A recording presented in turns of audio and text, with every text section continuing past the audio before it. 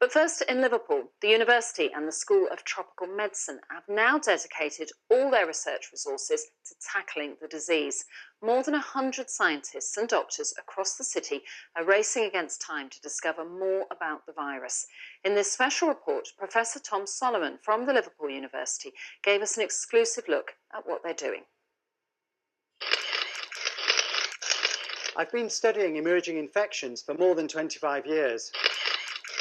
Diseases like brain infections, Ebola, Zika, and now coronavirus.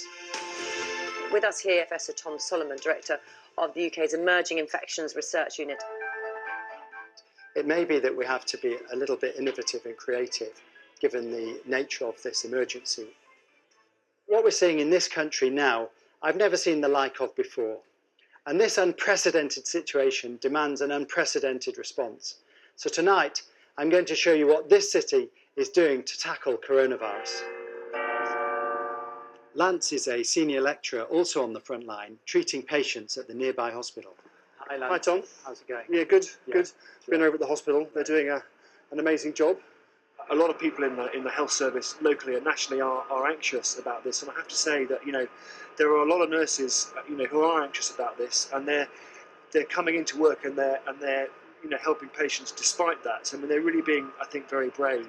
Okay, shall we head on in then? Yeah, that's how Right. He's bringing samples from coronavirus patients for us to work on in the labs. So we're going to hopefully understand, why some patients get very sick and why others don't, and obviously we're going to try and contribute to efforts to develop vaccines and new treatments and a whole range of other things. And then we pass them on to other scientists, like our colleague Emily Adams down the road, who's testing new diagnostic tests, which we desperately need.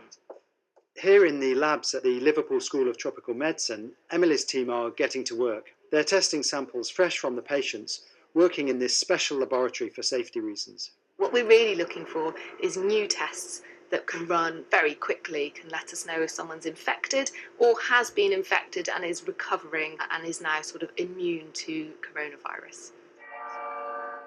The city has come together to raise more than £1 million to support the new coronavirus research. The university's closed all of its current research activity, its huge research portfolio, and pivoted immediately to concentrating all of its research efforts on a single disease and virus. It's actually very heartening and uplifting to see so many different people coming together to solve a critical problem.